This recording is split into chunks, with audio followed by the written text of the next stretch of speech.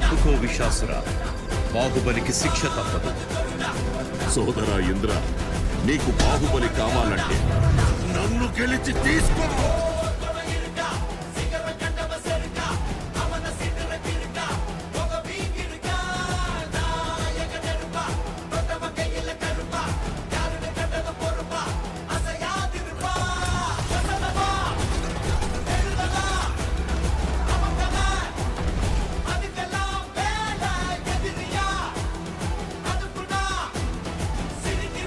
బాహుబలిని ఎవరు కాపాడతారు?